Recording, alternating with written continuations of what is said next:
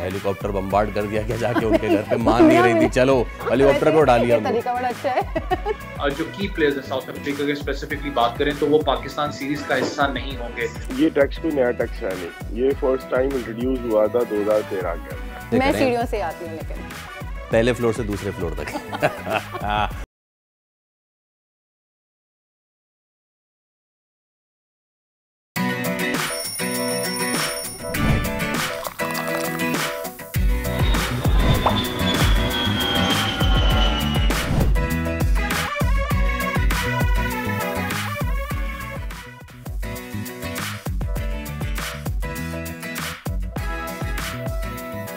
अस्सलाम वालेकुम, खुश आमदीद। जी आया नो बखैर आगले भली करे आया। वर्षद के दुनिया बोल है के साथ मैं हूँ सोनिया सुंदस और मैं हूँ Syed Faisal Karim. We are into the winters now और फाइनली ऑफिशियली अब शुरू हो गई हैं, तो भाई अपना ख्याल रखें। खैर सोनिया, आज का आगाज़ जो है वो बड़ा ही रोमानवी अंदाज से करना चाहूँगा। भाई लोगों के, आपको पता है कि दिसंबर आ गया, सर्दियाँ आ गई हैं, तो रोमांस का भी जो है ना मौसम आ गया। लोगों के मोहब्बत के इजहार के ना अपने अपने तरीके होते हैं। घुटने के बल बैठ के कोई इजहार कर लेता है, फूल वूल दे के इजहार कर लेता है, कोई इजहार के इंतज़ार में ख्वार ही रहता है। वैसे फैसल, आप क्या समझते हैं कैसे इजहार होना चाहिए? भाई मैं बड़ा सीधा साधा सा आदमी हूँ, मैं सीधा साधा सा होना चाहिए। भाई मैं आपको पसंद करता हूँ, मुझे पसंद करते हैं, क्या करें, खत्म हो गई बात। फैसल, हर कोई इतना सीधा साधा नहीं होता है ना, मेरी तरह। हाँ, क्योंकि देखिए पोलैंड के एक साहब ने प्रपोज करने का एक नया तरीका ढूंढ लिया है। ये क्या है ये नया तरीका? और तरीका क्या है? उन्होंने ना फैसल इस तरह से प्रपोज किया है कि क्या ही बताऊं आपको। एक साहब ने अपनी साहिबा को प्रपोज करने के लिए हेलीकॉप्टर का इस्तेमाल किया है। हेलीकॉप्टर बम्बार्ड कर दिया क्या जाके उनके घर पे? मान नहीं रही थी, चलो हेलीकॉप्टर पे उड़ा लिया। तरीका बड़ा अच्छा है क्योंकि 15 मिनट तक वो फिजा में चक्कर लगाते रहे और हेलीकॉप्टर के इन चक्करों की मदद से उन्होंने हवा में मैरी मी लिख दिया। ये जो आदमी है ना, ये लड़कियों की, पाकिस्तानी लड़कियों की एक्सपेक्टेशन बढ़ा रहा है, मैं बता रहा हूँ। वैसे ही लड़के बेचारे हलकान हो रहे हैं, महंगाई इतनी हो गई है, लड़के गरीब, बॉयज मेरे गरीब हो रहे हैं मेरे। हाँ, अब बताएं, अब जो है ना वो अब पहले बंदा जो है प्रपोज करे, फूल खरीदे, फूल वाले को दे टैक्स, चॉकलेट ले उसको टैक्स दे, बड़ी बनाए उस पे भी टैक्स। हाँ, उसको टैक्स, सोने चांदी पे भी टैक्स। नहीं, सोना चांदी शुरू में पहले दिन पे कहाँ सोने चांदी पे पहुंचे।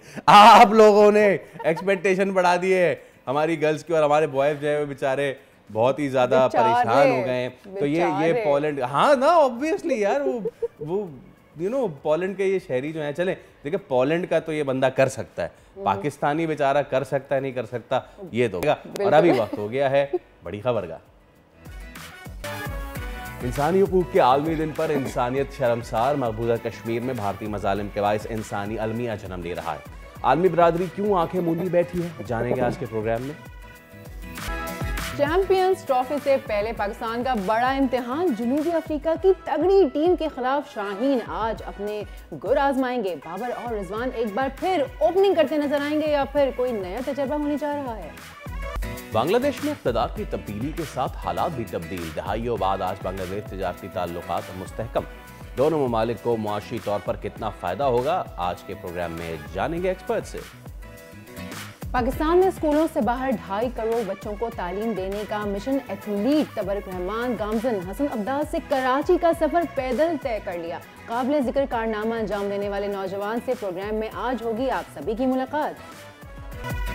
के लिए करते प्रोग्राम का बाकायदा आगाज। जैसे कि हेडलाइंस में आपको हमने बताया कि आज है इंसानी हुकूक का आलमी दिन, लेकिन इस दिन आज न सिर्फ ये कि भारतीय हरधर्मी बरकरार है, हम if you talk about the whole world, Kashmir से लेके गज़ा तक इस वक्त जो आलमी ताकतें जो आज अपने अपने ममालिक में ह्यूमन राइट्स डे मनाएंगी, उन्होंने गज़ा में, कश्मीर में, न सिर्फ ये इराक़ में, अफ़गानिस्तान में, पूरे एशिया में क्या हाल करके रखा है इंसानी हुकूक का। मेरे ख्याल से इस पे भी उन्हें ज़रूर बात करनी चाहिए, लेकिन we are today specifically focusing on क्या कश्मीर में हो रहा है। मोदी सरकार ने हुर्रियत पसंद कश्मीरी रहनुमा यासीन मलिक को सजाए मौत दिलवाने के लिए एक बार फिर सर जोड़ लिया है और जम्मू कश्मीर लिबरेशन फ्रंट के सरबरा अलहदगी पसंद कश्मीरी रहनुमा यासीन मलिक 34 साल पुराने जाली केस में पहले ही भारत में उम्र कैद की सज़ा काट रहे हैं। मोदी सरकार ने इसी केस में उनके खिलाफ सजाए मौत का मुतालबा किया है। इंसानी हकूक़ की आलमी तंजीमों ने इस अमल को मकबूजा कश्मीर में तहरीक आज़ादी को दबाने की साजिश करार दिया है, जिससे अदालत की गैर जानबदारी पर भी सवाल या निशान बन गया है। यासीन मलिक के मुकदमे में अदम शफाफियत और तरीक़ेकार की खामियों पर इंसानी हकूक़ की आलमी तंजीमें पहले से ही शदीद तनकीद करती नज़र आ रही हैं। हाँ, भारतीय मीडिया की जो एक दीवार की रिपोर्ट है उसमें मोदी हुकूमत पर सियासी इख्तलाफात के लिए अदालत को बतौर हथियार इस्तेमाल करने का इल्ज़ाम भी लगाया गया है। इस सब पे बात करने के लिए हमारे साथ और रहनुमा मशाल मलिक साहिबा। मशाल साहब, अस्सलाम वालेकुम, thank you so much for your time. और हमें पता है कि आप और आपकी साहबजादी ख़ुद कितनी कर्ब से गुजर रही हैं। 10 दिसंबर इंसानी हकूक़ के तहफ़्फ़ुज़ का आलमी दिन के तौर पर मनाया जाता है। 76 साल हो गए, ताहाल आज भी कश्मीरी अपने उस बुनियादी हक़ से महरूम है, उस इस्तिस्वाब राय के हक़ से महरूम है, जिसकी वजह से उन्हें वो अपने आप को महफूज तस्वुर करें। क्या कहेंगी आज के आलमी दिन के मौके पर? देखिए, बड़ी बदकिस्मती है कि 77 ईयर्स हो गए हैं ये ह्यूमन राइट्स का डे मनाया जाता है और हर साल एक नए थीम, एक नए टॉपिक के साथ इसको जो है प्रोपगेट किया जाता है।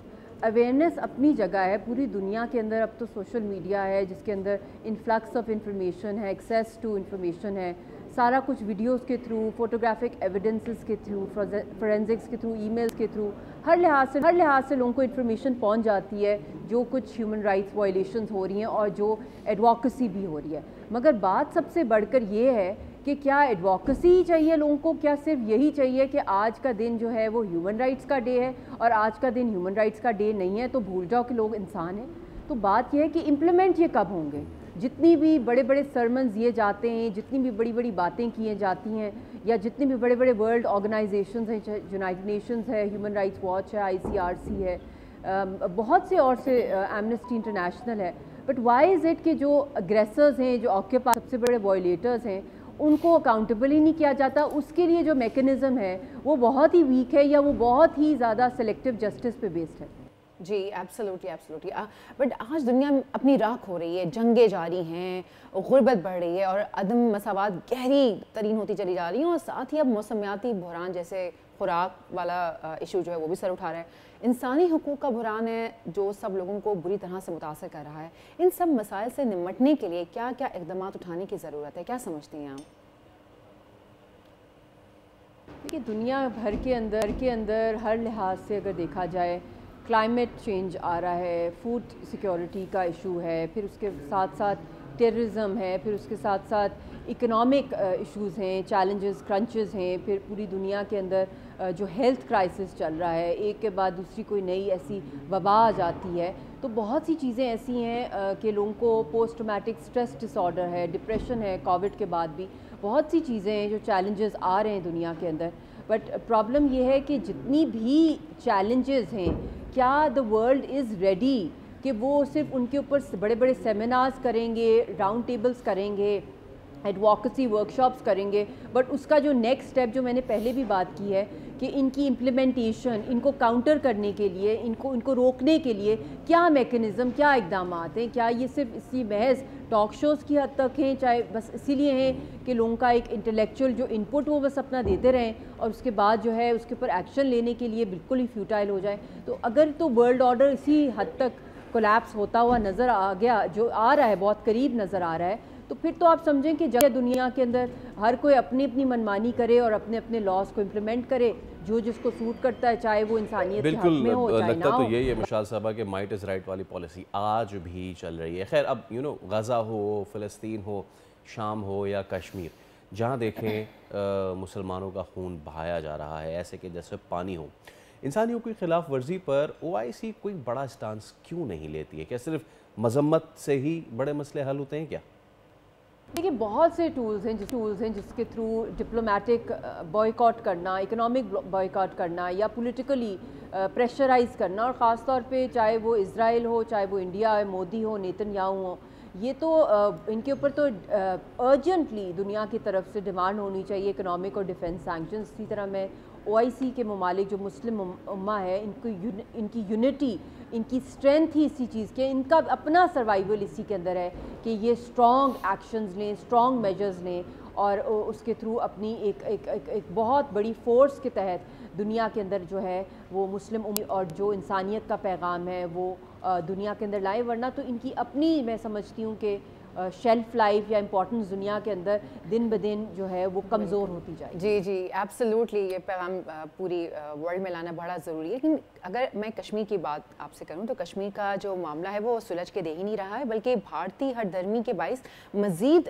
डे बाय डे उलझता जा रहा है। क्या कश्मीर में होने वाले जो मज़ालिम हैं वो दुनिया उस पर क्यों खामोश है, और क्यों अब तक अक़वाम मुत्तहिदा की करारदादों पर अमल नहीं हो सका है? आखिर इसकी क्या वजूहात हैं?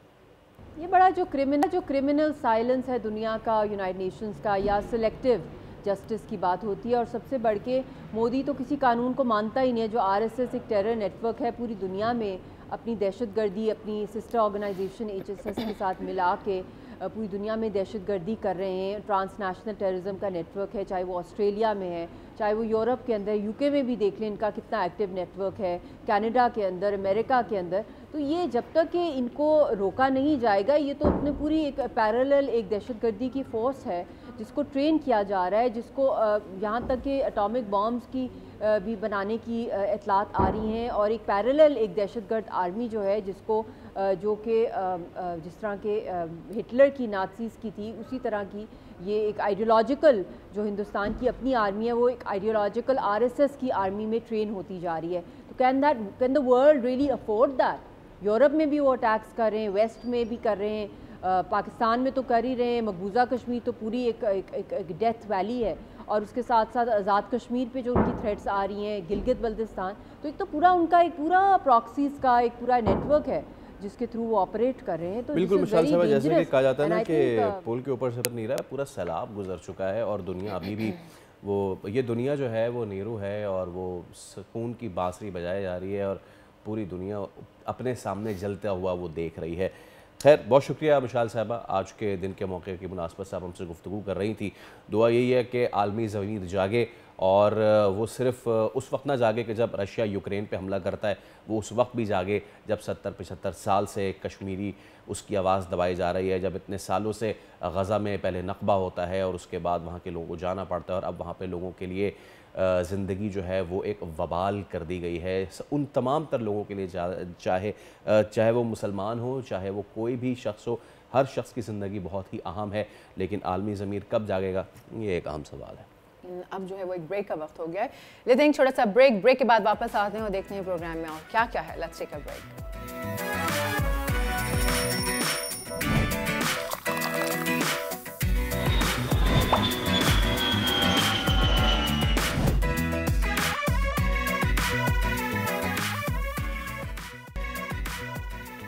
आप देख रहे हैं प्रोग्राम दुनिया बोल है। अब हम बात करेंगे क्रिकेट की, क्योंकि आज से पाकिस्तान के लिए ऑल इम्पॉर्टेंट सीरीज़ शुरू होने जा रही है। पाकिस्तान ने जिम्बाब्वे में, तो कहना ये पड़ेगा मैं कि खड़ा इम्तिहान उसको मिला जब जिम्बाब्वे ऐसी टीम से हम हार गए। लेकिन आज जो है वो पाकिस्तान और जनूबी अफ्रीका की टीमें अब टकरा रही हैं, यानी अब असल इम्तिहान होगा और आज डर्बन में मध्य मुकाबिल होंगी। पाकिस्तानी वक्त के मुताबिक रात 9 बजे जो है ना ये मैच शुरू होगा। अच्छा, तो क्या उम्मीदें क्या हैं? आपको क्या उम्मीद है? मैंने आपसे देंगे बहुत पहले एक चीज़ कही हुई है ना, अब हम पाकिस्तान के क्रिकेट फ़ैन उस एरा में जा चुका है कि हम जीत गए तो अल्लाह शुक्र, हम हार गए तो अल्लाह सबर। तो मौजूद है हमारे साथ cricket expert Syed Mohammad Awais. Good morning, thank you so much for your time. तो सोनिया ने मुझसे पूछ रही थी आपको क्या उम्मीद है, हम वही सवाल आपको थ्रो कर देता हूँ। आपको क्या उम्मीद है इन द कॉन्टेक्स्ट कि south Africa is not again, Pakistan का पता नहीं क्या नसीब है, is again not going with a full fledged side against Pakistan. उनकी मेरे ख्याल से नज़रें इस वक्त जो है वो अपनी टेस्ट सीरीज़ पे है, वो WTC पे है। So what is your expectation for today's first match? जी अस्सलाम वालेकुम। देखिए ये तो आपको पता है, क्योंकि जिस वक्त आप साउथ अफ्रीका की टीम की बात करें स्पेसिफिकली, अगर पूरे ओवरऑल ट्रैक रिकॉर्ड की बात करूं तो पाकिस्तान हमेशा साउथ अफ्रीका के खिलाफ ज़रूर एक सख्त अपना कॉम्पोनेंट रहा है। आपको याद हो ओपोनेंट, अगर पिछले टाइम की बात करूं तो पाकिस्तान ने वहाँ पर सीरीज़ भी अपने नाम की, लेकिन थोड़ा सा मुझे भी था कि जो की प्लेयर्स हैं साउथ अफ्रीका के स्पेसिफिकली बात करें तो वो पाकिस्तान सीरीज़ का हिस्सा नहीं होंगे। लेकिन स्टिल पाकिस्तान की अगर बात करें उस कंडीशंस के अंदर जाके तो चैलेंजिंग पोजीशन आपके लिए ज़रूर होगी। चाहे वो पेस बैटरी की बात करें, उनकी पेस बैटरी इस वक्त जो बैकअप प्लेयर्स आ रहे हैं साउथ अफ्रीका के बहुत तगड़े हैं। अगर आप माकरम से लेकर, तो अगर आप उनके जैनसन तक की बात करें, जो मिडल ऑर्डर भी है स्पेसिफिकली जो यंगस्टर्स से भरा हुआ है, वो बड़ा एक प्रॉमिसिंग आपको नजर आता है। जो भी टेस्ट सीरीज आपने देखी होगी जिसके अंदर श्रीलंका को उन्होंने शिकस्त दी है मैच के अंदर, वो प्रॉमिसिंग जो मिडल ऑर्डर है वो बड़ा तगड़ा कैरी ऑन करें। फिर बबूमा की बात करें, वो जिस तरीके से कैप्टन से को लीड कर रहे हैं। मुझे याद है बबूमा के ऊपर बहुत ज़्यादा क्रिटिसिज्म होता रहा है कि क्या वो इंटरनेशनल मटेरियल है, लेकिन उन्होंने बताया जिस तरीके से उन्हें परफॉर्मेंस दी है। तो मुश्किल सीरीज़ पाकिस्तान के लिए इसलिए भी है क्योंकि ये कड़ा इम्तिहान है। ये सीरीज़ बेसिकली आपकी डिसाइडर होगी जो आपने आगे ट्राई नेशन और चैंपियंस ट्रॉफी के लिए प्लेयर्स रखने हैं। यहाँ पर आपको पता है सबकी नजरें होंगी कि आपका ओपनिंग डिपार्टमेंट किस तरीके से परफॉर्म करता है, क्योंकि जिसको आपने ड्रॉप किया है, अब फखर की बात करूँ कह के कि उसके इश्यूज हैं अपना वो के अनफिट है, लेकिन यहाँ पर अगर वो देखें चैंपियंस कप में परफॉर्म भी करे, जिस तरीके की फील्डिंग की बात करें चाहे बैटिंग की बात करें, तो जरूर प्रेशर होगा। पाकिस्तानी ओपनर्स की बात करें चाहे पाकिस्तानी बैट्समैन लाइनअप की बात करें कि वो किस तरीके से परफॉर्म करती है। क्यों दिस इज द डिसाइडर, मैं कह रहा हूँ कि जो चैंपियंस ट्रॉफी और आपकी ट्राई नेशन सीरीज खेलेगी। अच्छा, वैसे पाकिस्तानी टीम को आप कैसे देख रहे हैं? इसमें बाबर और नसीम की तो वापसी हो गई है, लेकिन जो शाहीन है वो तो है ही नहीं, तो अब क्या होगा? देखिए टेस्ट सीरीज की अगर बात करें, बहुत से लोग एक बात करेंगे शाहीन को उसका हिस्सा होना चाहिए था, क्योंकि जब आप बात करते हैं सेंचुरियन विकेट की बात करें, जहां पर आपको पता है पेस जोन सी है वो एक्सट्रैक्ट होती है। ऑब्वियसली साउथ अफ्रीका की बात करें तो वहां पर बॉल जोन सी है वो ज्यादा अपराइज होती है, फास्ट बॉलर्स के लिए एक पैराडाइज है वहां पर जब आप बॉलिंग करवाते हैं। लेकिन एक एंड पे हमें एक चीज सोचनी भी पड़ेगी, अगर मैं हालिया परफॉर्मेंस से खास करके फिटनेस की बात मैं कर रहा हूँ, मैच फिटनेस की बात करें शाहीन की, वो अप एंड डाउन रही है।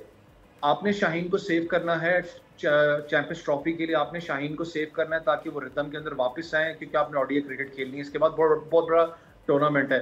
मैं खुद नहीं चाहता वो ब्रेक डाउन शाहीन वाला आपको नजर आए जो इंग्लैंड के खिलाफ आपको याद हो फाइनल्स के अंदर हुआ था, कि आप फाइनल्स T20 का हार गए थे, बड़ा मेजर वो मैच था। शाहीन की फिटनेस का इशू रहा है। अच्छी बात है कि आपने उसको रेस्ट दिया। यहाँ पर मुझे पता है डुअल अपना 50-50 है, मैं भी कह रहा हूँ कि यार उसको खेलना चाहिए था, फिर दिमाग में आता है नहीं यार आगे चैंपियंस ट्रॉफी है, आपने एक प्लेयर को रेस्ट भी देना। आपकी जो पॉलिसी इस वक्त है वर्कलोड मैनेजमेंट की, वो अच्छी तरीके से आप पाकिस्तान टीम लेके चल रहा है। बहुत अरसे के बाद एक अच्छी बात जो मुझे लगी, देखें तनकीद तो ऑब्वियसली हम कंस्ट्रक्टेड करते हैं, लेकिन अच्छी चीज आपको अब ये लग रही है कि एटलीस्ट आपके पास पूल ऑफ क्रिकेट बड़ा होता जा रहा है। आपके जो प्लेयर्स की बात करें वो ज्यादा अब निकल रहे हैं आपके पास, आपका बेंच लाइनअप स्ट्रांग हो रहा है। वो कहते हैं ना जब आपकी बेंच लाइनअप स्ट्रांग होती है आपकी ऑटोमेटिकली प्लेइंग 11 स्ट्रांग होती है, क्योंकि जो हमारे कुछ जो बड़े नाम थे उनके भी दिमाग में ये चीज अब आ चुकी है कि यार हम परफॉर्म नहीं करेंगे तो हम पाकिस्तान टीम का हिस्सा नहीं रह सकते, लड़के हैं हमें रिप्लेस करने के लिए। यही चीज आपकी स्ट्रेंथ बनाती है प्लेइंग 11 टीम की जो कोर होती है। अच्छी बात है कि आपके पास पूल ऑफ क्रिकेट ज्यादा हो रही है, लेकिन टेस्ट क्रिकेट की अगर बात करूं पाकिस्तान ने जरूर बड़ी जबरदस्त परफॉर्मेंस आपको पता है यहाँ पर दिखाई थी इंग्लैंड के खिलाफ, लेकिन that's a different surface. South Africa की बात करें, जिस तरीके से साउथ अफ्रीका टेस्ट के अंदर खेल रहा है, आसान नहीं होगा पाकिस्तान के लिए, क्योंकि उनकी आई जोन सी है वो टेस्ट चैंपियनशिप के लिए। याद रखिएगा टेस्ट सीरीज बहुत टफ होगी पाकिस्तान की, लेकिन जो वनडे सीरीज है मैं फिर कह रहा हूँ इट्स अ डिसाइडर कि कौन जोन सा वो जहाज जोन सा लेगा चैंपियंस ट्रॉफी के लिए। Let's focus on the T20 as well now Uwais भाई, क्योंकि अब फॉर्म जो है ना वो इस वक्त हाफ एंड हाफ है। Right from Salman Ali Agha to Mohammad Rizwan, और दो के बुलवायो का जो स्क्वायर है वो यकसर मुख्तलिफ है, डर्बन का किंग्समीड यकसर मुख्तलिफ होगा, but form is not with Salman Ali Agha, actually form is not with the batting side of Pakistan. तो हम बैटिंग में क्या जवाब देंगे साउथ अफ्रीकन पेसर्स को? क्या हम एक्सपेक्ट कर सकते हैं अपनी बैटिंग से? देखिए अगर आप अगर रियलिटी की तरफ आए तो एक चीज़ तो हमें मुझे पता है, हम कहते हैं ना हमेशा कि हम लोग बहुत शॉर्ट टर्म मेमोरी हैं, कि हम लोग जो नज़दीक तरीन हमने जीत ली तो हम उसको एकदम सवार अपने दिमाग पे करते हैं कि हम कहते हैं कि यार पता नहीं हमने क्या कर दिया। ऑस्ट्रेलिया को आपकी बॉलिंग लाइनअप ने बहुत टफ टाइम दिया, मानने वाली बात है। ओडीआई के अंदर पाकिस्तान ने शिकस्त दी और लिटरली ऑस्ट्रेलिया के अंदर ऑस्ट्रेलिया को हराना आसान नहीं, आपने देखा जो इंडिया के साथ उन्होंने दूसरे मैच के अंदर किया। बहुत साइकोलॉजिकली स्ट्रॉन्ग एक टीम है, लेकिन आपको एक चीज समझनी पड़ेगी, जहां पर 200-250 स्कोर हुआ पाकिस्तान को चेज करना पड़ा। मैं फिर ये बात कर रहा हूँ कि 250 स्कोर की मैं बात कर रहा हूँ, 200 प्लस की स्कोर की बात कर रहा हूँ। क्या मेरी टीम इस वक्त तैयार है उसको चेज करने के लिए? चैंपियंस ट्रॉफी के अंदर तो आपके टॉप की टीम्स आनी है ना। अब तो मैंने कहा ना ओडीआई के अंदर आपको पता है तो 350 नॉर्मल स्कोर है, 325 की अगर बात करें 300 एक नॉर्मल स्कोर आपको ओडीआई के अंदर नजर आपको आता है। T20 में आप देखें 300 हो रहा है स्कोर, टच हो रहा है। क्या मेरी टीम चेज करने के लिए तैयार है? मसला आपके स्ट्राइक रेट का है। मुझे पता है आकिब जावेद भी कह चुके हैं कि स्ट्राइक रेट इतना ज़्यादा मैटर नहीं करता, ऑब्वियसली जो कंडीशन होती है या उस वक्त जो डिमांड ऑफ क्रिकेट होती है वो ज़्यादा मैटर करती है, लेकिन मेरे लिए स्ट्राइक रेट मैटर करता है। आपका सबसे बड़ा जो इशू रहा है आपके ओपनिंग डिपार्टमेंट का क्या रहा है, वो है डॉट बॉल डिलीवरीज का। इतनी ज़्यादा डॉट बॉल डिलीवरीज खेली जाती हैं कि वो सारा का सारा प्रेशर उठा के मिडल ऑर्डर के ऊपर आ जाता है। मिडल ऑर्डर की बात करें, क्या वो प्रेशर को सस्टेन कर सकता है? नहीं कर सकता। आपको नजर आता है जहाँ पर बाबर परफॉर्म नहीं करते, जहाँ पर रिजवान जल्दी आउट हो जाते हैं, आपके पास फिर कामरान गुलाम क्योंकि नया है इस एरिना के लिए बात करो, इंटरनेशनल के लिए वो नया है, इतना ज़्यादा एक्सपीरियंस कैरी नहीं करता, वो ज़्यादा आपको प्रेशर के अंदर नजर आता है। सलमान अली आगा की बात करें, इतना ज़्यादा प्रॉमिसिंग आपने क्रिकेटर रखा हुआ है, उसकी एवरेज की अगर बात करें 18 के करीब उसकी एवरेज है। मुझे एक चीज़ समझ में नहीं आती सलमान अली आगा की कि पाकिस्तान में इतनी इंस्टेबिलिटी है कि एक सीरीज के अंदर आप उसको ऐसा वाइस कैप्टन लेके जाते हो, 2 सीरीज में आप करते हो।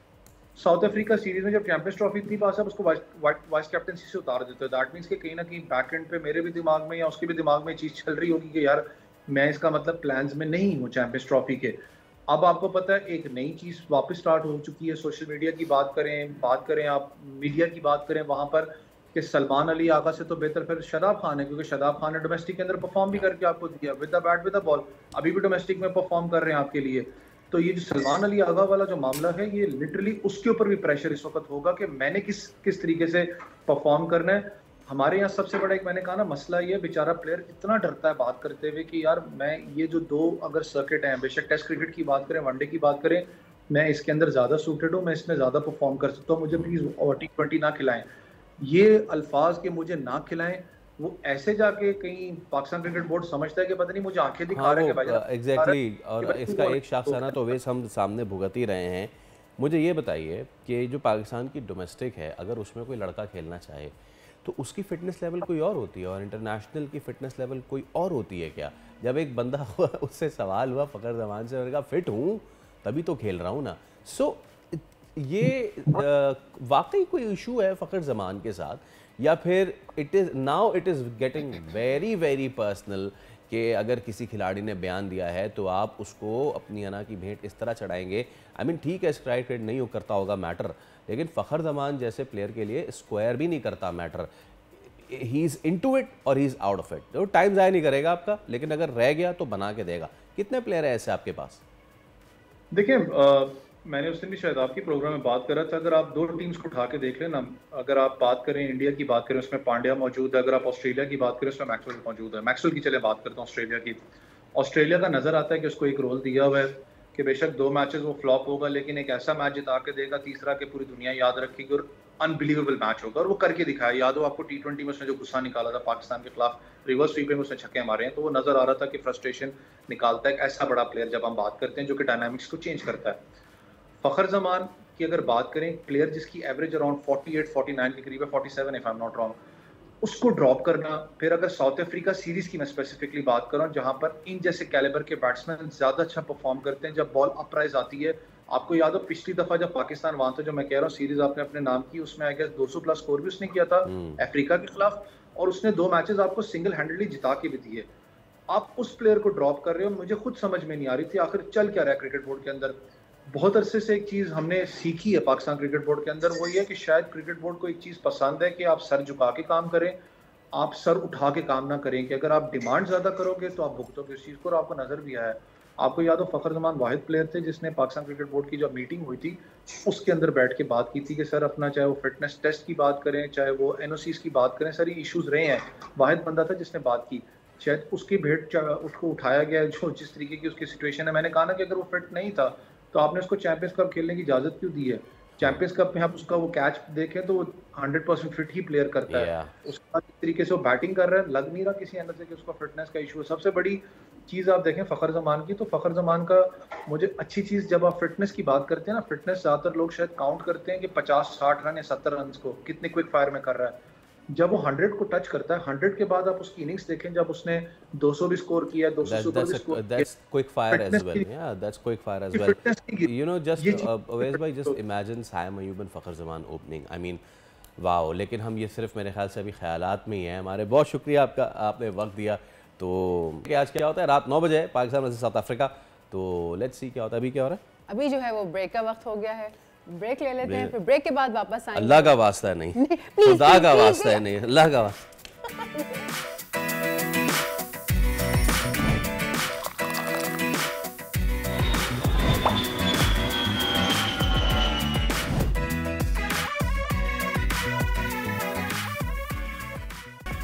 वेलकम बैक जनाब। उम्मीद करते हैं आपका दिन बड़ा अच्छा गुजर रहा होगा। लेकिन अब जो मैं बताने वाली हूँ, स्पेशली वो सारे घराने जिनमें शादी शुरू होने वाली है, उनके लिए थोड़ी सी ये सैड न्यूज़ हो सकती है। माह दिसंबर और जनवरी का जो महीना है उसमें आते ही वैसे हमारे दिमाग में शादिमानी वाले गाने शुरू हो जाते हैं, लेकिन हम इन खुशियों के रंग बहुत मतलब मेरे ख्याल से 80s जो है उसकी आपने याद दिला दी। हाँ, उससे अगली लाइन तो मैं नहीं बोलूँगा, फिर फड्डा हो जाएगा। मैं एज वाली तो बात कर नहीं रहा, लेकिन बता दिया आपने। बिल्कुल।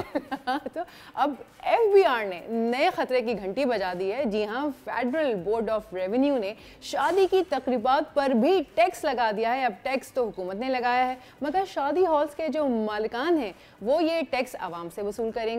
यानी अब तकरीबात पर 10% विद होल्डिंग टैक्स वसूल किया जाएगा। अब ऐसे में जो शादी के मुतमन्नी अफराद हैं वो ये सोच लें कि अगर आप जा रहे हैं और गाड़ी सजवा रहे हैं, गाड़ी सजवाने के बाद आप कोई गोल्ड शूट लेने जा रहे हैं, उसके बाद कोई फ्रिज लेनी है, तो टैक्स से शुरू और टैक्स से ख़त्म, ये है पाकिस्तान के आम आदमी की कहानी। लेकिन other side of the story भी जानना बहुत ज़रूरी है कि जो हॉल्स एसोसिएशन है उनका क्या मौक़िफ़ है।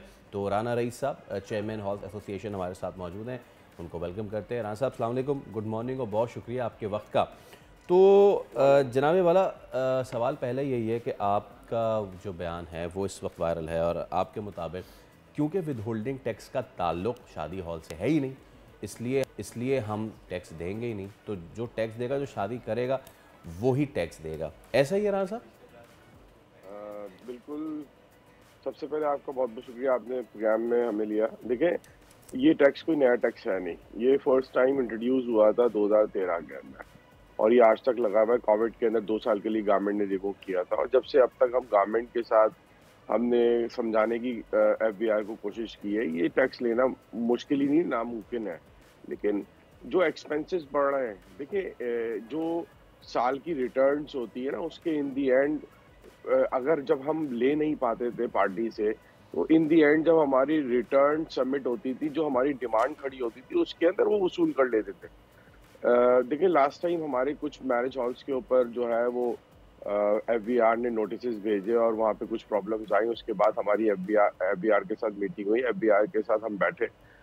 उस वक्त FBI ने हमें स्ट्रेट फॉरवर्ड कहा कि ये आपने टैक्स देना है, आपको कलेक्टेबल एजेंट बनाया है। अच्छा। देखिए, इस वक्त जो शादी हाल के अंदर प्रोग्राम कोई बुक करा रहा है, अगर उसने 1 लाख रुपए का प्रोग्राम बुक कराया है, तो उसके अंदर 10% फाइलर और नॉन फाइलर 20% हमने पार्टी से कलेक्ट करके FBI के पास जमा करा देना है। हम कलेक्टेबल एजेंट है। उसी तरह जिस तरह के इलेक्ट्रिक के अंदर के इलेक्ट्रिक जो है विद होल्ड करके income tax, sales tax FBI को जमा करा देता है, इसी तरीके से मैरिज हॉल ऑनर को उन्होंने कलेक्टेबल एजेंट बनाया।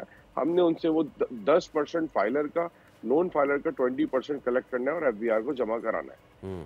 तो राना साहब ये बताएं कि ये जैसे फ़र्ज़ कीजिए कोई शख्स आता है और उसको बताया जाता है कि हॉल का जो रेंट है वो है लाख रुपए, तो लाख रुपए के रेंट पे ना फाइलर भी है वो 10% वो देगा। तो ये सिर्फ रेंट पे होगा या फिर ओवरऑल, क्योंकि रेंट आपको पता है ना अलग होता है और उसकी केटरिंग का मामला अलग होता है, जो बिजली शिजली लग रही है, पीछे जनरेटर आपने चलाना है, आगे फूल वूल करवाने हैं, तो वो सारा अमाउंट अलग हो जाता है। तो ये ओवरऑल पूरे उस पर लगेगा या सिर्फ रेंट पे लगेगा? देखें, हमारे यहाँ अगर कराची की बात करें तो यहाँ पर स्पेशली मैरिज हॉल जो दिए जाते हैं वो रेंटल के ऊपर दिए जाते हैं और इसका एक ही अमाउंट होता है। डिनर वगैरह और ये सारी चीज़ें जो हो रही होती है, पार्टी वो खुद से ही अरेंज कर रही होती है, इसका मैरिज हॉल से कोई ताल्लुक नहीं होता है। तो जो फाइलर होगा, अगर अमाउंट उसका टोटल जो हमारे यहाँ रेंटल पे दिया जाता है उसका 10% फाइलर का है, और फाइलर इसको एडजस्ट और रिफंड करा सकता है, जबकि नॉन फाइलर का जो 20% है वो नॉन फाइलर होने की वजह से वो इसको एंजॉय नहीं कर सकता, उसको रिफंड नहीं ले सकता। नहीं, मैं फिर से अगर देखें ना, बहुत सारे शादी हॉल कहते हैं कि आप हमारे पास से भी केटरिंग करा सकते हैं, तो वहाँ से भी हो रही होती है। मैं फिर आपको दोहराता हूँ, बहुत सारे जो फ्लोरल डेकोरेशन होती है, अगर एक्स्ट्रा ट्रेसर लगाने हैं, वो तो सब रेंट में नहीं आता ना राना साहब, वो तो फिर अलग से सारी सर्विसेज आती हैं। तो मेरा सवाल ये है कि अब जैसे सीधी सीधी बात कर ले, गुलिस्तान जौहर की पट्टी कॉन्टिनेंटल पे जितने शादी हॉल्स हैं, किसी का लाख है, किसी का 50,000 है, किसी का 65 है सीज़न में, किसी का 2.5 है, किसी का 3 है, किसी का 4 लाख है, ठीक है ना। तो ये रेंट जो है इस पे ही देना होगा या फिर इसके साथ जो दीगर हमें सर्विसेज प्रोवाइड करेगी, अगर आपने फ्लोरल्स कराने हैं, आपने ऊपर वो झूमर शूमर वो सारे आइटम कराने हैं, तो उसको भी ऐड करके दिया जाएगा? देखिए, हमारा ताल्लुक मैरिज हॉल से है और जो मैरिज हॉल का अमाउंट बनेगा ऑन बुकिंग अमाउंट, उसके ऊपर 10% फाइलर का जाएगा और नॉन फाइलर का 20%। अच्छा ठीक है, यानी कि आप इसका ठीक है जवाब नहीं देना चाह रहे, कोई बात नहीं है। अच्छा ये बताइए सर कि अब इसमें आप लोगों ने तो कह दिया कि जी मैं 10% जो है ना इससे लूँगा फाइलर से 20% और आप कलेक्टेबल एजेंट और वो आगे दे देंगे, तो ऐसे में क्या ये बात यहाँ पे ये कहना भी ज़रूरी है कि क्योंकि FBR का इस साल भी शॉर्टफॉल है और जो उसको टारगेट दिया गया था वो अब अचीव नहीं कर पाई, तो अब वो यहाँ से इस तरीके से करना चाह रही है और ख़ास तौर पे सीज़न में कि जिसमें सबसे ज़्यादा शादियाँ होती हैं कि चलो अब मेरा शॉर्टफॉल हो रहा है तो मैं यहाँ से क्यों ना खींचूँ? हाँ, बिल्कुल आपकी बात वजह है और हमने उस वक्त भी इनको समझाया था और हमारी जो FBR के साथ मीटिंग हुई थी उसके अंदर हमारा मौक़िफ़ यही था कि आज भी पूरे मुल्क के अंदर जो एक ऐसा तबका है जो फाइलर बन ही नहीं सकता और शायद गवर्नमेंट के बाय लॉज भी वो फाइलर और जो एक मिनिमम वेज होती है, डेली वेजर है, वो अपना NTN नहीं बनवा सकता, वो फाइलर नहीं बन सकता, उस कैटेगरी में नहीं आ सकता। तो ऐसे लोगों के लिए गवर्नमेंट को चाहिए था कि वो एक अलग प्रोविज़न निकालती और वैसे भी हमारा मौक़िफ़ यही था कि इस्लामी फरीज़ा है, पेरेंट्स अपने बच्चे की, बेटी की शादी के लिए जो स्पेशली जो छोटे घरानों से जो एक गरीब घर से ताल्लुक़ रखते हैं, वाइट कॉलर लोग हैं, तो देखें उनके लिए एक मज़ीद ये एक एडिशनल बर्डन डाल दिया गया है और वो भी ऐसे वक्त के अंदर जब आपको पता है कि इस वक्त इकॉनमी की क्या हालात है, लोग इस वक्त वैसे ही माली तौर पे बहुत परेशान हैं, लेकिन FBR का मौक़िफ़ हमारे सामने यही आया कि जी आप लोगों की तरफ से रिकवरी नहीं है, आप रिकवरी करने के अंदर हमारी मदद करें। इसमें एक चीज़ और क्लैरिफाई करने की ज़रूरत है कि देखें ये टैक्स हो गया इम्पोज, एक तो ये कि इसको कलेक्ट करना कब से आप लोग शुरू करेंगे, तो चीज़ ये, और दूसरी चीज़ ये कि क्या FBR को बहुत जल्दी ख्याल नहीं आ गया इसका, क्योंकि दिसंबर की शादी आपको पता है लोग तो जून जुलाई में बुक कर लेते हैं, तो जिन्होंने जून जुलाई में दे दिया एडवांस, ठीक है जी, तो अब तो उनसे उसी के हिसाब से फिर लिया, उन पे तो नहीं लगेगा क्योंकि उन्होंने तो पहले से कर लिया है, और अब वो जाएंगे अगर और बोलेंगे कि ये लीजिए मेरा बकाया, और उनको बोला जाए जनाबे आली 10% हमें दीजिए, तो वो तो फिर ही तो फड्डा हो जाएगा। आपकी बात सही है, लेकिन अनफॉर्चुनेटली FBR का इसके अंदर मौक़िफ़ यही है कि ये इम्प्लीमेंट जो हुआ है वो मार्च 2023 से हुआ है, अदरवाइज़ भी आपने कलेक्ट तो करना ही है सेम डेट से जब हमारी मुलाकात हुई थी, और आपने जो पुराना जो नहीं लिया है जिन पार्टीज से, वो आपको अपनी जेब से देना पड़ेगा। अच्छा, यानी कि इसमें वो के इलेक्ट्रिक वाला मामला है कि वो क्योंकि मैंने पिछली वो वाली बिजली यूज़ कर ली थी, लेकिन क्योंकि अब बढ़ गए तो मुझे वो वाली बिजली इस्तेमाल की थी उसकी भी अब देने पड़ेंगे। कमाल कमाल है यार, कमाल और है। ये सारी बात जो है 1 साल बाद क्यों अब निकाल के बता रहे हैं? एग्जैक्टली उसी वक्त क्यों नहीं राना साहब, आखिर में एक चीज़ ये देखिए, अब ये लाख तो हमने एक वेग अमाउंट वो किया ना, 3 लाख 2.5 लाख, आप कॉन्टिनेंटल छोड़ें, शराय फैसल चले जाएं, वहाँ पे इतने महंगे हैं कि जो अब सोच भी नहीं सकते हैं। तो ये बताइए कि क्या अब आम आदमी वो फिर मैदानों में जाके टेंट गाड़ के या फिर इवन बंगलोज में जाके शुरू कर ले अपनी शादी, तो फिर इस पे नुकसान तो शादी हॉल्स का। हाँ, आपकी बात वजह है कि वहाँ किसी को कलेक्टेबल एजेंट बना भी नहीं सकते और वहाँ से जो है वो कलेक्शन इम्पॉसिबल सी बात है और हमारा बिजनेस भी वहाँ पे डाइवर्ट होगा, इसमें दो राय नहीं है। लेकिन बहरहाल लोगों की तकरीबात हैं, ये ऐसे टाइम पे ही इनको हमेशा याद आता है, इस तरीके से जितनी भी गवर्नमेंट के इदारे हैं उनको सीजन में ही सारी चीजें याद आती है। ठीक है राणा साहब, आपका मौक़िफ़ सामने है, बहुत शुक्र, उम्मीद करते हैं कि ये मामला जो है वो शादी में खटाई ना पड़े, शादी में खटाई डालने हुकूमत है। बहुत अच्छा आइडिया दे दिया लोगों को, अब वो शादी हॉल से हटके ना बैंगलोज और उसमें मैदानों में टेंट लगा देंगे, सादगी से कर ले और पैसे जमा करके हनीमून बिल्कुल सही बात है। ब्रेक लेते हैं, ब्रेक ले लीजिए, हमारे साथ रहिए।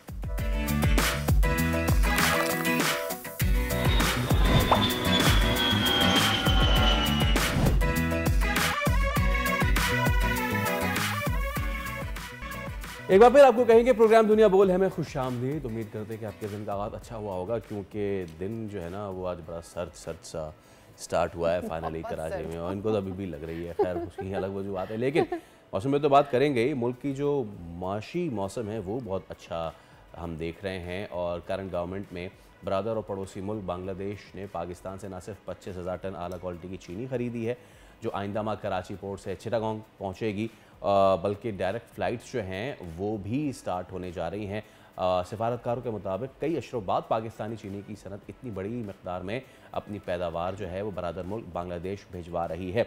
और इससे पहले भी पाकिस्तान और बांग्लादेश के ट्रेड टाइज जो थे वो अच्छे थे, बीच में थोड़ा सा लाल पीरियड ज़रूर आया, लेकिन उसके बाद चीज़ें अब बेहतर होना शुरू हो गई हैं। तो इस सब पे हम बात कर लेते हैं। आज हमें ज्वाइन कर रहे हैं ढाका से अबू हुरैरा साहब। He is farmer vice chairman of Dhaka chamber of commerce. हम उनको वेलकम करते हैं। अस्सलाम वालेकुम अबू हुरैरा साहब। वालेकुम अस्सलाम वरहमतुल्लाह। उम्मीद करते हैं आप खैर खैरियत से होंगे, ठीक ठाक होंगे।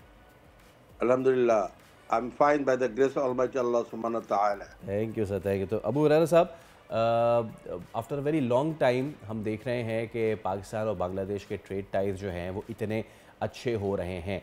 और अभी चीनी जो है 25,000 टन 25,000 टन चीनी जो है वो भी यहाँ से वहाँ जा रही है। So do you think Pakistan और बांग्लादेश के जो ट्रेड टाइज हैं वो और मज़ीद बेहतर हो सकते हैं? कौन कौन से सेक्टर्स में दोनों मुल्क मिल के काम कर सकते हैं जिससे माशी तौर पे फ़ायदा हो?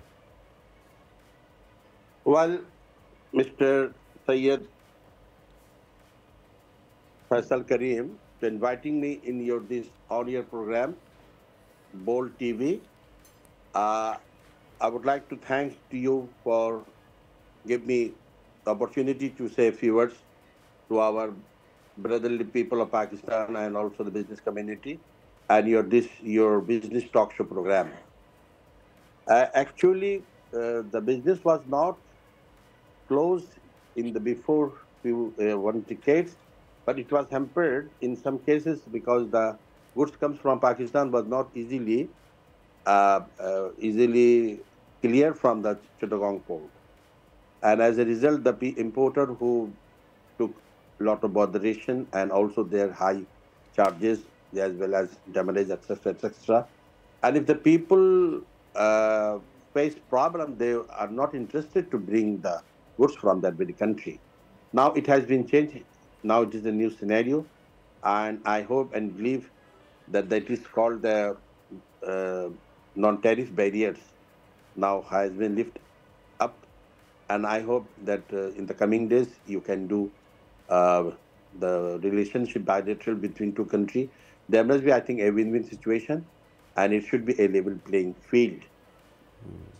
Yes, Mr. Kareem.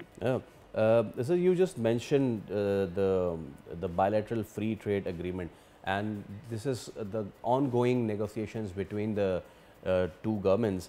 How important it is? कितना ज़्यादा अहम होता है पाकिस्तान और बांग्लादेश के दरमियान ये तिजारत, क्योंकि ऑब्वियसली पाकिस्तान भी इससे फ़ायदा करेगा. What are those sectors in which both the countries can work together in economy? Thank you. I think as a growing economy with a booming consumer base, Bangladesh is not just a potential market, but a market with significant growth potential for Pakistan goods also. Pakistan, on the other hand, is a competitive source of various raw material and intermediate goods for Bangladesh. The potential for growth for further underscored by the fact that Pakistan could be a growing market for Bangladesh. I have mentioned before that there must be a win-win situation. There are a lot of things you can import from us. There are a lot of things in Pakistan we can import from your country. But the important issue is that the quality of the goods must ensure, and there must be some sorts of, I think, observation into it, so that nobody can took any misadvantage in this, because the relationship between two countries must be in accordance with the terms and conditions of the importer and exporter. So, in my own experience, I think that Bangladesh ultimately import the raw cotton and some fabric, also some, I think, grocery item, and onion is also exported from Pakistan. But issue is that it comes from in a ref container, and ref container charge is very high. so we couldn't find out any other ways, and we means how we can import this food grain item, which which Pakistan have, and we also import onion from India, from Myanmar, from Turkey, from Misr and Egypt, and many other countries. And few years back, we also from Holland also.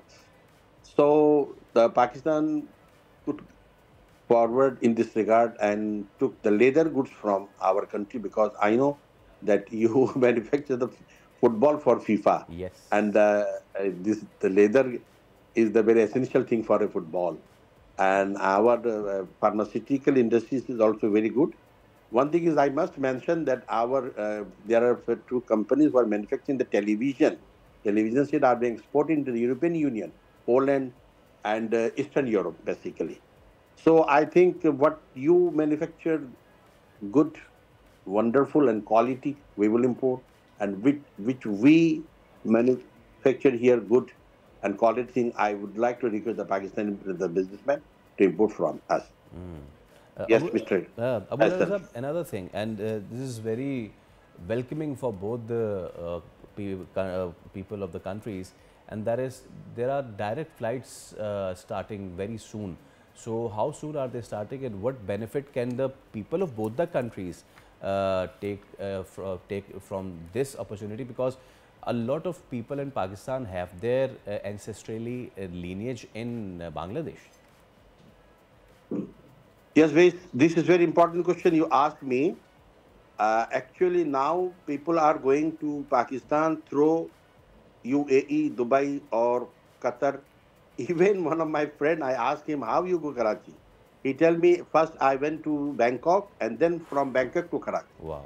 So if the resumption of the Dhaka-Karachi direct flight may also open competitive air connectivity to the Middle East, further fueling this growth.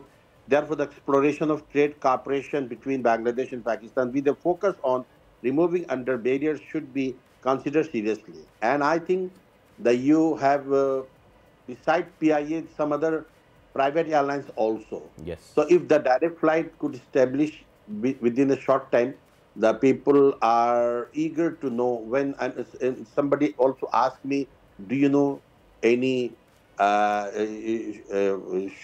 sugar mill owner? I told him, no sir, I don't know any, but the people have eager to operate the direct flight, because direct flight is more cheaper than the via Dubai or any other hub.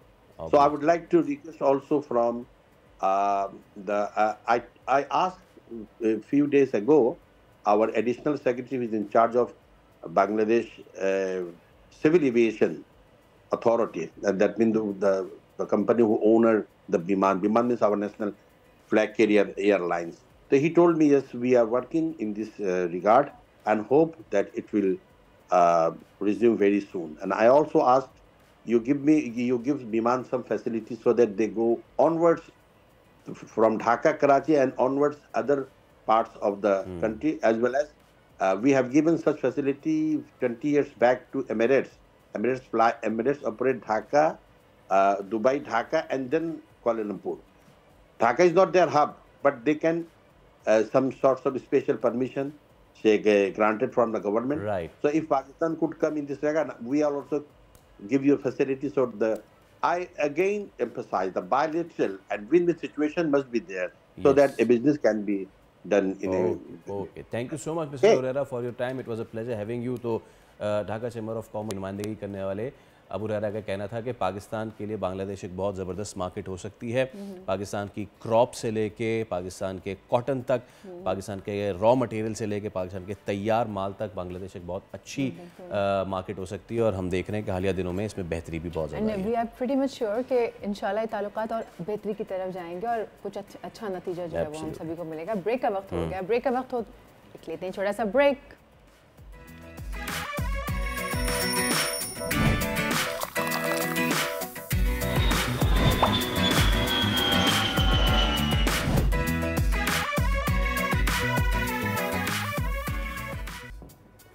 Welcome back जनाब। अब वक्त हुआ जाता है weather updates का। मौसम की सूरत हाल से आपको आगाह करते चलें कि रवां साल माह दिसंबर के दौरान खुश्क सर्दी जारी रहेगी और महकमा मौसमियात ने दिसंबर में मजीद बारिशों के इम्कानात को रद्द कर दिया है। दूसरी जानिब मुल्क में मौसम सरमा जोबन पर पहुंच गया है।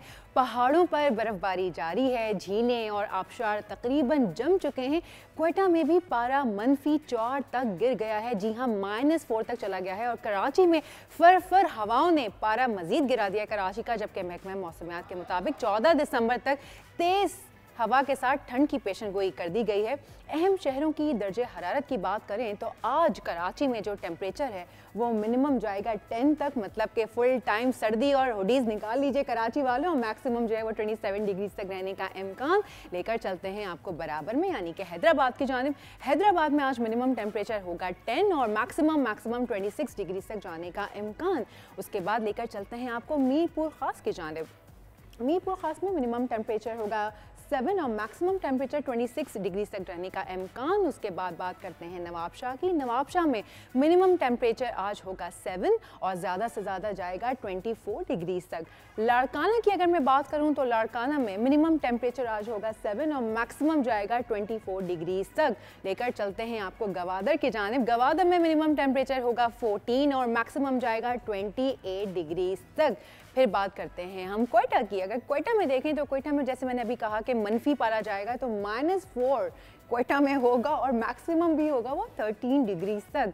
लेकर चलते हैं आपको मुल्तान के जानिब। मुल्तान में होगा बादलों का राज और मिनिमम टेम्परेचर जाएगा 7 तक और मैक्सिमम जाएगा 23 डिग्री तक। चलते हैं लाहौर के जानिब। लाहौर में मिनिमम टेम्परेचर होगा 6, मतलब कि सर्दी लाहौर में भी है और मैक्सिमम जाएगा 20 डिग्री तक। फैसलाबाद के अगर मैं बात करूं तो फैसलाबाद में मिनिमम टेम्परेचर होगा 5 और ज़्यादा से ज़्यादा टेम्परेचर 19 डिग्री तक रहने का इम्कान। शहर इक़्तिदार की बात करें तो शहर इक़्तिदार में सर्दी की शिद्दत में ज़बरदस्त किस्म का इजाफा हो चुका है। मिनिमम टेम्परेचर होगा 2 और मैक्सिमम जाएगा 17 तक। वहीं पर अगर चलें ज़रा से पड़ोस में मतलब कि मरी की जानिब, तो मरी में बादलों का राज बरकरार है और आज भी मिनिमम टेम्परेचर 1 और मैक्सिमम टेम्परेचर 8 तक रहने का इम्कान। पेशावर की बात करूं तो पेशावर में मिनिमम टेम्परेचर होगा 3 और मैक्सिमम टेम्परेचर जाएगा 18 डिग्री तक। लेकर चलते हैं आपको मुजफ्फराबाद की जानिब। तो मुजफ्फराबाद में पहाड़ों में बर्फबारी का इम्कान है, वाह। जबकि बादलों के साथ मिनिमम टेम्परेचर होगा 2, मैक्सिमम टेम्परेचर होगा 15 डिग्री तक। और स्कर्दू की बात करूं तो स्कर्दू में भी बर्फ़बारी का इम्कान है आज, और आज का जो टेम्परेचर है वो जाएगा -7 और जो मैक्सिमम टेम्परेचर है वो भी -2 डिग्री तक रहने का इम्कान था। सो ये थी कम्प्लीटली जो हमारे आज मुल्क की वेदर अपडेट्स। देख लिया आपने कि सर्दी का राज जो है वो आ चुका है, हमारे स्टूडियोज़ में भी काफ़ी ठंड हो चुकी है। चलते हैं प्रोग्राम के बकिया हिस्से के जाने। फैसल हुआ चाहिए ठंड हो या ना हो, कुछ लोग किसी भी चैलेंज को बालाताक रखते हैं और जो ज़िंदगी में उन्होंने मिशन बनाया होता है, जो ज़िंदगी में उनका विज़न होता है, वो सख्त से सर्दी हो, गर्मी हो, सांस लेने में दिक्कत हो रही हो, स्मॉग हो, फॉग हो, कुछ भी हो, they just pick themselves up in the morning and they start running. हम आज आपकी मुलाकात एक ऐसे शख्स कराना चाह रहे हैं जो मैराथन रनर तो हैं, but he is unlike other marathon runners जो सिर्फ रन करते हैं। तबारक is running for a cause. तबारक जो है वो पाकिस्तान वापस आए, अमेरिका में होते हैं, पाकिस्तान वापस आए हैं। और तबारक किस चीज़ के लिए ये देखें आप, सहरा में इन्होंने रन किया। हाँ, अब मुझे याद आ गया कि मैंने एक और वीडियो भी देखी थी कि जिसमें तबारक जो थे वो गालिबन चोलिस्तान जो था वहाँ पे भी रन कर सी, देयर यू गो। और तबारक भाग रहे हैं। मुझे तो फॉरेस्ट गंप वाली फील आ रही है जहाँ पे एडम सैंडलर वाज रनिंग। सो तबारक जो हैं वो किस कॉज के लिए भाग रहे सोनिया? वो कॉज बहुत आम है, वो कॉज है तालीम। तालीम को आम करने के लिए, तालीम को ज़िंदगी में जो है ना, आपके जो मकसद होता है वो आपको बहुत ऊपर ले जाता है। तो हसन अब्दाल से कराची तक ये रन करते हुए आए हैं। हसन अब्दाल से कराची तक, हम यहाँ से लेके जो है कोरंगी क्रॉसिंग तक रन नहीं कर पाए। हम अपने स्टूडियो में भी ऊपर नीचे आने चले। हाँ, ये वैसे ये होना चाहिए इस पे कि अगर आप लिफ्ट का इस्तेमाल छोड़ दें और ऊपर नीचे मैं करें। सीढ़ियों से आती हूँ लेकिन पहले फ्लोर से दूसरे फ्लोर तक लेकिन आना चाहिए, वही होना चाहिए। तो 3 नवंबर से ये आगाज़ हुआ था, उन्होंने सफ़र ये शुरू किया और 35 डेज़ का उन्होंने ये टारगेट रखा। Now this is staggering. 1600 kilometre का फासला उन्होंने तय करना था और माशाल्लाह से इस वक्त जो सिचुएशन है ना वो बड़ी ग्रेव है। पाकिस्तान में 2 करोड़ 60 लाख बच्चे बुनियादी तालीम से महरूम हैं और इस मैराथन से ज़रूरतमंद बच्चों के तालीमी अखराजात पूरे करने के लिए $10 लाख की फ़ंड रेजिंग जो है वो की जाएगी और मकसद एक ऐप भी बनाई गई है। तो सारी चीज़ हम बता देंगे तो तबारक आपको क्या ही बताएंगे। तुम्हारे साथ मौजूद हैं Tabarak Rehman, marathon runner and the visionary man behind all this run. Tabarak अस्सलाम वालेकुम। No pleasure all ours. It's a valiant effort. सिर्फ भाग नहीं रहे हैं बल्कि एक मकसद के तहत भाग रहे हैं। कब आपने ये रियलाइज़ किया कि यार ये तालीम की जो सिचुएशन है हमारे यहाँ, टाट पे बच्चे बैठ के, छतें नहीं हैं, रोशनदान नहीं है, वॉशरूम्स नहीं है, किताबें नहीं है, बड़ी ग्रेव सिचुएशन है, तो मुझे इस मकसद के लिए आगाही वो भी इस तरीके से, तो कब आपने ये सोचा? 2022 में मैं बॉस्टन गया था अपने मास्टर्स डिग्री के लिए और जब अमेरिका में तालीम हासिल करने गया तो हर साल 5 लाख इंटरनेशनल स्टूडेंट्स पूरी दुनिया से कम बेश अमेरिका आते हैं। उसमें सिर्फ 3,000 साढ़े 3,000 पाकिस्तानी होते हैं, लेस दैन 1%। और ये हमारा जो पॉपुलेशन का रेशो है उसके हिसाब से बहुत कम नंबर है। इंटरनेशनली पाकिस्तानी बच्चे रिप्रेजेंट कम करते हैं, इसीलिए हमारे बच्चे जाके सत्या नदेला, सुंदर पिरचाई, वो वाली आपको स्टोरीज़ बहुत कम बेश मिलती हैं। सो जब मैं मास्टर्स करने गया तो मेरा मकसद ये था कि बाकी बच्चों को स्कॉलरशिप्स और लोन्स और उस पर आगाही की जाए। तो I start working on that. मैंने 3 महीने के अंदर 200-250 बच्चों की मदद की टू गेट स्कॉलरशिप्स इंटरनेशनली। लेकिन मज़ीद जब रिसर्च की तो पता चला कि बच्चे यूनिवर्सिटीज़ तक इंटरनेशनली आ नहीं रहे। लेकिन उससे भी बड़ी एक वजह यह है कि पाकिस्तान में तक कमोबेश 3 करोड़ बच्चे आउट ऑफ स्कूल हैं और उनकी मदद की जाए किस तरीके से। सो उसमें फिर द सिटीजन्स फाउंडेशन पूरे मुल्क में 2000 से ज़ायद स्कूल चला रही है, 3 लाख से ज़ायद बच्चे तकरीबन मुफ्त तालीम हासिल कर रहे हैं। So I wanted to do a project with them और at the same time I was running, I wanted to do marathons. लेकिन मैराथन कोई भी कर सकता है। मैंने 1600 किलोमीटर फासले से पहले कभी marathon is a 42 kilometre run, तो मैंने आज तक वो मैराथन डिस्टेंस नहीं किया हुआ था। तो I start training for it और मेरा ये था कि 1600 किलोमीटर जो आपने फॉरेस्ट गम की मिसाल दी, do something like that, be the first person to do a cross country run, get some attention towards the education crisis in Pakistan and in the process हम $1 million की fund raising करें। ज़बरदस्त। वैसे हर चीज़ के लिए एक टीम वर्क रिक्वायर्ड होता है, तो आपको सबसे ज़्यादा इसमें किसने सपोर्ट की और आपकी टीम कैसे काम कर रही है इसके ऊपर? बिल्कुल, मुझे इसमें सबसे ज़्यादा इसमें 2 तरह की टीम्स हैं। एक तो टीम ये जो प्री रन मेरे साथ काम किया हमने, स्पॉन्सरशिप्स के लिए, डोनेशंस के लिए पूरी एक टीम बनाना। उसमें फिर प्री रन में मेरे कोचेज़ हैं, मेरी फ़िज़िकल थेरेपिस्ट हैं। सो मेरी एक वो टीम थी। फिर एक ऑन द रन, क्योंकि मैं जब हसन अब्दाल से निकला तो रात को सोना कहते रहा, क्योंकि दिन के हम करते थे 45 से 50 किलोमीटर की रनिंग की, सुबह 6 बजे से लेके शाम 4-5-6 बजे तक। और उस दौरान खाना क्या है, पीना क्या है, बिकॉज अगर मैं ऑन द ग्राउंड हूँ तो मेरा काम है सिर्फ भागना।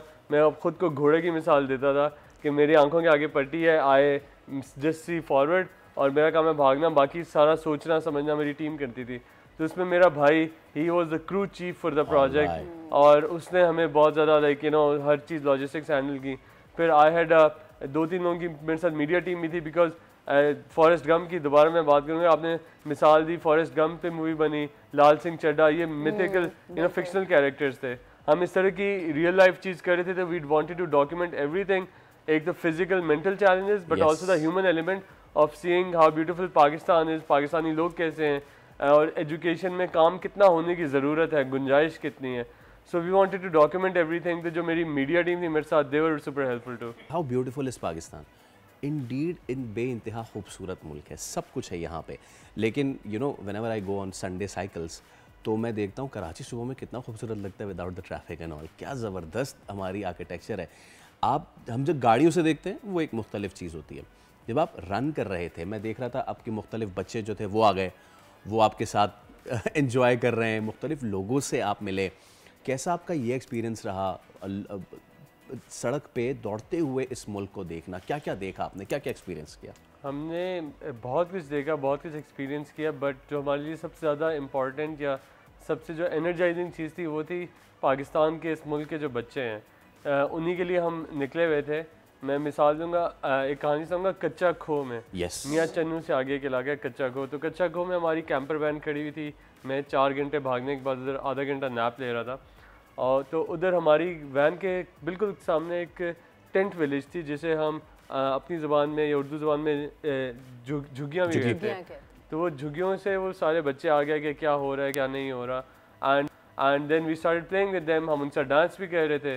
तो it was a refreshing experience for us to get out of our own bubbles, और हम बाकी डिफरेंट हर तरह की कम्युनिटी के साथ इंटरेक्ट करें। और क्योंकि पाकिस्तान के हर बच्चे में वही सेम स्पार्क है, सेम एनर्जी है, बट शायद तालीम का हम उन्हें वेपन से आरास्ता कर दें तो Pakistan can go do wonders. But overall Pakistan is super beautiful. हम सहराओं से भी भागे हैं, हम लश ग्रीन फील्ड से भी भागे हैं, हम खजूर के दरख्तों में भी मैंने रनिंग की। So it was an experience. अच्छा, वैसे आपने थ्रू आउट पाकिस्तान की अपनी जर्नी एंड ऑल, और बच्चों का भी अभी आपने जिक्र किया, लेकिन जो पाकिस्तानी लोग हैं उनका कैसा रिस्पांस था आपको उस तरह भागते थे? क्या होता है लोग आ जाते हैं कि कोई पानी प्रोवाइड करता है, कोई खाना, या अगर आप थक गए आपकी टीम पीछे है तो कोई इस तरह आपकी मदद को आ जाते हैं? क्योंकि पाकिस्तान तो बहुत ज़्यादा मेहमान नवाज मुल्क है, लोग बड़ा बढ़ के करते हैं। आपके साथ कोई ऐसा वाक़या हुआ, कोई आया हो आपके लिए? आई थिंक हमारे साथ डेली ऐसे वाक़यात होते थे। लोग हमें जब हम मिलते थे हमें खाना भी पूछते थे, हमें पानी भी ला के देते थे, चाय का पूछते थे। बट सबसे फ़नी स्टोरी ये थी कि आई was running in a small town Punjab और सिंध के बॉर्डर के करीब। तो एक बाबा जी हमें मिले, उन्होंने पूछा कि क्या कर रहे हो? मैंने बताया कि मैं पूरा मुल्क भाग रहा हूँ, हसन अब्दाल से लेकर कराची तक। उन्होंने पूछा आपको बद्दुआ दी है किसी ने? That was one of the funny stories, but overall, but still he was joking about it. But overall हमें उन्होंने भी खाना भी पूछा, और मैंने अपने through out my journey I gain 2 kilos. आप एक आम आदमी, एक आम शख्स सोचेगा कि 1600 किलोमीटर भागने के बाद आपका वजन तो कम होगा या, बट मैं डेली की 5000 से 6000 कैलोरीज बर्न कर रहा था। तो मेरा गोल था कि मैं ओवर ईट करूँ, फिर क्वालिटी ऑफ फूड लेटर आता है, बट पहला मकसद ये है कि आपने खाना अपनी कैलोरीज पूरी करनी है। अच्छा, आखिर में मुझे ये बताएं तबारक कि आपका जो विज़न है $1 मिलियन रेस करने का, बच्चों पे कैसे इन्वेस्ट करेंगे, उनकी तालीम पे क्या प्लान है, थोड़ा ये बताइए। So the citizens foundation already पूरे मुल्क में 2000 से ज़्यादा स्कूल चला रही है। और थ्रू आउट आवर जर्नी हम TCF के मुख्तलिफ स्कूल्स में 10 से 12 स्कूल्स हमने रुक के विज़िट किए, और कुछ इलाके हमारे मुल्क में अनफॉर्चुनेटली ऐसे हैं जिधर अभी भी बहुत ज़्यादा महरूमियत है, जिधर काम करने की हमें बहुत ज़्यादा ज़रूरत है। और उन इलाकों में एक ब्राइट स्पॉट हमें TCF का स्कूल नज़र आता था, इन द सहरा के बीच में एक ओएसिस जो होता है। सो TCF ऑलरेडी काम कर रहे हैं। I am just a vessel, a very small supporter, जो कि इस रन के थ्रू थोड़ी सी उनके लिए फंड रेजिंग कर रहा हूँ। और बाकी TCF इससे जिधर जिधर स्कूल चला रहा है, TCF knows their job. 3 lakh ज़्यादा बच्चों को अगर पढ़ा रहे हैं तो मैं उन्हें ये नहीं बता रहा कि आप ऐसे करें या वैसे करें। they know their job. Okay, Tabarak, thank you so much, not only for coming to the show but choosing this very saintly effort, क्योंकि बहुत से लोग हमारे यहाँ वो कह तो देते कि हम काम करें, लेकिन जो आपने काम किया है दिस इज़ कमेंडेबल। आपको बहुत बहुत मुबारकबाद ऑन कंप्लीटिंग द वेंचर। और क्या वापस भी भागते हुए जाने का इरादा है आपका या बस हो गई? For now I will take a break, but you have to, much needed. तो जैसे तबारक ने कहा कि अब वो ब्रेक लेंगे, तो भाई हम भी फिर ब्रेक ले लेते हैं। लेकिन वो कहते हैं ना कि बारे दुनिया में रहो, गमज़दा शाद रहो, ऐसा कुछ करके रहो कि बहुत याद रहो। तो इस तरह की चीज़ें हमें करते रहनी चाहिए। हम अपने अपने हिस्से की शमा जलाते जाएं, बाकी दुनिया जो करे वो करे। बिल्कुल ऐसा ही। अब इसी बात पे लेते हैं एक छोटा सा ब्रेक, लेकिन कहीं जाना नहीं है क्योंकि प्रोग्राम अभी बाकी है मेरे दोस्त।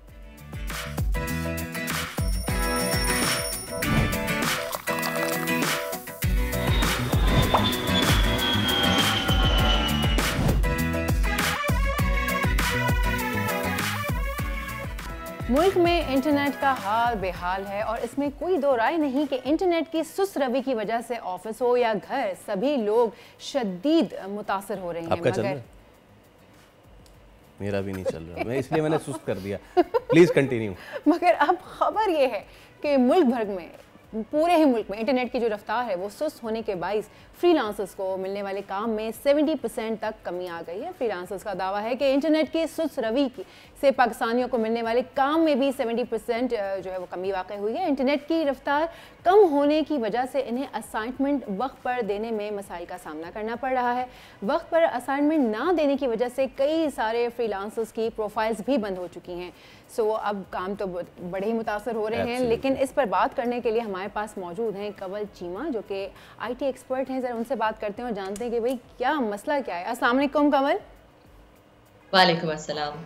कंवल, ये इतनी जो सुस्त रफ्तारी चल रही है इंटरनेट की और इसके बायस ऑलमोस्ट 70% जो फ्रीलांसर्स हैं वो जाहिर सी बात है कि इसका शिकार हो गए हैं। जो काम है जो पाकिस्तान में फ्रीलांसर्स ज़्यादा कर रहे थे उससे पाकिस्तान को बहुत फ़ायदा भी हो रहा था, इकॉनमी पे बड़ा पॉजिटिव इम्पैक्ट आ रहा था। अब वो सारे फ्रीलांसर्स जो हैं वो गामजन हो गए बाहर की तरफ। सो पाकिस्तान को कितना नुकसान हो रहा है इस तरह से? पाशा की एक रिपोर्ट के मुताबिक पाकिस्तान को घंटे का जो नुकसान हो रहा था इंटरनेट ना आने का वो कुछ $1 मिलियन था। मेरा ख्याल है $1 मिलियन एक घंटे में नुकसान हो रहा था। तो ये बात सच है कि ये तो अभी तो डायरेक्ट नुकसान है, ठीक है। सिर्फ फ्रीलांसर्स का नुकसान नहीं है, पाकिस्तान में बहुत सारे बिजनेसेस इंटरनेट पे रिलाई करते हैं। ई-कॉमर्स के सारे बिजनेसेस, आपके जितने भी लॉजिस्टिकल बिजनेसेस हैं जो कि आप लोकेशन सर्विसेज यूज़ करते हैं, जैसे बाइकिया हो गया, फूड पैंडा, बहुत सारी और करीम वगैरह, वो सारे बिजनेसेस मुतासर हुए हैं। उसके अलावा आपकी बहुत सारे और जो IT सेक्टर के अलावा बहुत सारे बिजनेसेस हैं जहाँ पे आप इंटरनेट के थ्रू अपने क्लाइंट्स से इंटरेक्ट कर रहे होते हैं, वो सब बिजनेसेस। और फिर प्रोडक्टिविटी, बाकी बिजनेसेस जो कि इंटरनेट पे नहीं डायरेक्टली भी रिलाई करते, वो भी अपने क्लाइंट से ईमेल पे तो बात करते हैं, व्हाट्सएप पे तो बात करते हैं। देखिए पाकिस्तान में हर छोटा मोटा भी जो पेंट वाला भी है, जो प्लम्बर भी है, वो भी अपने क्लाइंट से व्हाट्सएप पे बात करते हैं। व्हाट्सएप पे सारा बिजनेस पाकिस्तान का चलता है इस वक्त। तो वो सारे बिजनेसेस, ओवरऑल प्रोडक्टिविटी जो है वो बहुत ज़्यादा मुतासर हुई है। सिर्फ फ्रीलांसर्स नहीं है, हम इसको सिर्फ IT एक्सपोर्ट पे नहीं लेके जा सकते। Internet is the backbone of every single business in Pakistan. I don't think कि मैं कोई भी ऐसा बिजनेस सोच सकती हूँ जो इंटरनेट पे रिलाई नहीं करता होगा। और कंवल, नॉट ओनली बिजनेस लेकिन सर्विस प्रोवाइडर्स भी, for the sake medical service providers, बहुत सारे लोग जो हैं वो अब ऑनलाइन डॉक्टर से मुशावरत भी कर रहे होते हैं। एक बहुत बड़ा प्लेटफॉर्म है जिससे लोग दूर दराज इलाकों से ये चीज़ कर रहे होते हैं। सो वक्त नहीं आ गया अब कि हुकूमत इसको ना सिर्फ ये कि कर दे, एक बार डिसाइड कर ले, लेट्स बी विथ इट। आपने जो करना है वो करके गुजर जाएं, ताकि अगर तो आपने पूरी तरीके से इंटरनेट खोलना है तो फिर बहुत शुक्रिया। नहीं करना, आपने कोई बार्स लगानी है, कोई VPN रजिस्टर कराना है, जो करना है आप कर डालें ताकि लोग इस तकलीफ से तो निकले। तो क्या हिंड्रेंसेस हैं, ये हम कर क्यों नहीं पा रहे अब तक? देखिए, हमें ये बैठ के गवर्नमेंट के साथ IT सेक्टर को बैठ के और जो और इन्फ्लुएंशियल लोग हैं या जो थोड़ी इसमें सब्जेक्ट मैटर एक्सपर्ट्स हैं कल रखते हैं, हल निकालना पड़ेगा। बिल्कुल ठीक कह रहे हैं। वरना देखिए पाकिस्तान के अंदर इस वक्त fast.com एक ये स्पीड देखते हैं इंटरनेट की, जो लार्ज सर्विस प्रोवाइडर, उनकी एक रिपोर्ट आई है कि Pakistan is in the bottom जो 5-6 मुल्क हैं पूरी दुनिया के, उसमें पाकिस्तान आता है in terms of its internet availability these days, तो इस एंड इंटरनेट स्पीड्स। तो इसमें तो ये बहुत शर्म की बात है क्योंकि Pakistan is the 6th youngest population in the world. Pakistan थोड़े अरसे पहले एक रिपोर्ट आई थी जिसमें Pakistan was the 3rd largest IT exporter और at least the 3rd most attractive IT exporter in the world। वहाँ से उठ के कैसे हुआ, क्या हुआ कि इतने कुछ महीनों में हम वहाँ 3री पोजीशन से उठ के अब एक रिपोर्ट में हम बॉटम 3rd में आ चुके हैं। तो ये तो बहुत ही एक जिसे कहते हैं अलार्मिंग बात है, एक बहुत ही अलार्मिंग बात है। और इसको हमें फ़ौरन, देखिए गवर्नमेंट में भी और हमारे इदारे सब लोग मुल्क का अच्छा चाहते हैं। Everybody wants good for this country। तो हमें मिल के बैठ के सर अपने साथ जोड़ के सोचना पड़ेगा कि इसका क्या सोल्यूशन है, क्योंकि ये तो सोल्यूशन नहीं है जो अभी है कि इंटरनेट को थ्रॉटल करना शुरू कर दें, इंटरनेट बंद हो जाए, VPNs को ब्लॉक कर दें। ये सोल्यूशन ही नहीं है। इससे तो इकोनॉमी का पहिया बिल्कुल रुक जाएगा। और वो नौबत ही क्यों आए कंवल के बिजनेस कम्युनिटी या फ्रीलांसर्स VPN की जानिब जाएं, वो नौबत ही क्यों आए ना। अभी तो मैंने एक हेल्थ सेक्टर की बात की है। वी आर टॉकिंग अबाउट कि हम अपनी मईशत को बेहतर से बेहतर करना चाह रहे हैं और हमारा बैंकिंग सेक्टर इंटरनेट पर डिपेंड करता है। इंटरनेट के स्लो होने से कितनी ही ट्रांजैक्शंस नहीं हो पाती होंगी, एंड लोकल से लेके इंटरनेशनल तक। तो अब कंवल, क्या अब वक्त आ गया है कि स्टेक होल्डर्स जो हैं, आम आवाम, the IT people, each and everyone who is getting affected and infected with this slowness of the internet, अब वक्त आ गया कि पुश किया जाए, लोग जाएं, बैठें, बात करें और उनको कह दें कि जी बिल्कुल सिक्योरिटी जो है वो मुकद्दम है हमारे लिए, और 5th जनरेशन वॉर जो है वो जाहिर सी बात है बिल्कुल हमारे सरों पे पड़ी हुई है, तो उसका बंदोबस्त करें। लेकिन उसके साथ साथ आप ये वाली भी तो पैसेज वे खोलें ना, जिससे लोग जो है वो कमाना शुरू करें, लोग अपने राब्ते शुरू करें। ऐसा तो नहीं हो सकता कि हम एक चीज़ को करने के लिए दूसरी चीज़ को बंद कर दें। बिल्कुल ऐसा नहीं हो सकता, आप बिल्कुल ठीक कह रहे हैं। और मैं आपको एक और बात, एक थोड़ा सा VPN की क्लैरिफिकेशन दे दूं कि देखिए, VPN लोग इस्तेमाल ज़रूर करते हैं जब उन्होंने कोई ऐसी चीज़ एक्सेस करनी हो जो कि आपके मुल्क में ब्लॉक्ड है। जैसे अगर लोगों ने X को एक्सेस करना है या कोई ऐसी चीज़ एक्सेस करनी है जो कि मुल्क में नहीं चल रही, तो उसको VPN। मगर ये छोटा VPN का इस्तेमाल है। जो बड़ा VPN का इस्तेमाल होता है वो जितने भी फ्रीलांसर, देखिए, जो अगर मैं कोई कंपनी हूँ, मैं अपना काम किसी फ्रीलांसर से कराना चाहती हूँ, तो मैं अपना इंटरनेट पे ओपनली नहीं दूंगी, मैं किसी VPN के थ्रू काम करवाऊंगी, क्योंकि इंटरनेट तो एक ओपन जगह है, वहां पे आके आपका डेटा कोई भी चोरी कर सकता है। VPN जो है वो इनक्रिप्ट कर देता है और उस डेटा को प्रोटेक्ट कर देता है। तो फ्रीलांसर्स VPN पे रिलाई करते हैं, remote workers. Talk more about this, but क्योंकि वक्त की कमी है तो जी अब हम बिल्कुल वक्त की कमी है। मैं सवाल उनसे तो नहीं कर सकती, आपसे पूछना चाहती हूँ। जब भी हम पूछते हैं इंटरनेट क्यों स्लो है, हमें जवाब मिलता है शार्क ने खा लिए वायर्स। भाई इसका जवाब तो शार्क ही देगी। मैं तो ये बता सकता हूँ कि अब हमारे प्रोग्राम का वक्त खत्म। आपसे मुलाकात होगी कल, रखिए अपना ख्याल, दीजिए इजाज़त, बाय।